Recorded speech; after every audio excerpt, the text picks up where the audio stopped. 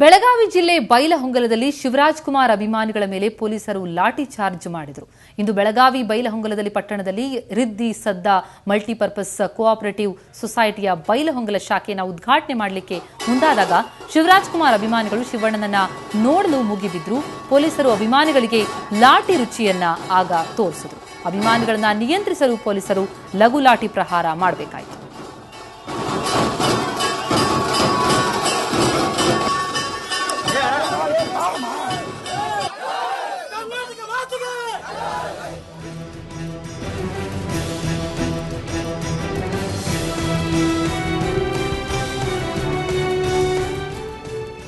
ಬೆಳಗಾವಿಯಲ್ಲಿ ಕೋಆಪರೇಟಿವ್ ಸೊಸೈಟಿಯ ಉದ್ಘಾಟನೆಯೊಂದು ಕಾರ್ಯಕ್ರಮಕ್ಕೆ ತೆರಳಿದಂತಹ ಶಿವರಾಜ್ ಕುಮಾರ್ರನ್ನ ನೋಡಲು ಮುಗಿಬಿದ್ದಂತಹ ಅಭಿಮಾನಿಗಳನ್ನ ನಿಯಂತ್ರಿಸಲಿಕ್ಕೆ ಬೆಳಗಾವಿಯ ಬೈಲಹೊಂಗ ಪಟ್ಟಣದಲ್ಲಿ ಲಾಠಿ ಚಾರ್ಜ್ ಮಾಡಬೇಕಾಗಿ ಬಂತು ಪೊಲೀಸರಿಗೆ. ಶಿವರಾಜ್ ಕುಮಾರ್ ಅಭಿಮಾನಿಗಳಿಗೆ ಪೊಲೀಸರು ಲಾಠಿ ರುಚಿಯನ್ನ ತೋರಿಸಿದ್ರು.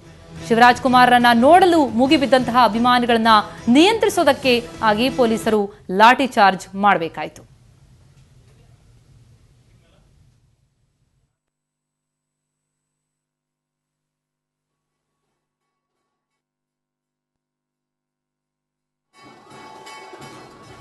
ಬೆಳಗಾವಿಯ ಬೈಲಹೊಂಗಲ ಪಟ್ಟಣದಲ್ಲಿ ನಡೆದಂತಹ ಘಟನೆ ಇದು. ಅಲ್ಲಿ ಉದ್ಘಾಟನಾ ಕಾರ್ಯಕ್ರಮವೊಂದಕ್ಕೆ ತೆರಳಿದಂತಹ ನಟ ಶಿವರಾಜ್ ಕುಮಾರ್ ಅವರನ್ನ ನೋಡಲಿಕ್ಕೆ ಅಂತ ಸಹಸ್ರಾರು ಮಂದಿ ಅಭಿಮಾನಿಗಳು ನೆರೆದಿದ್ರು.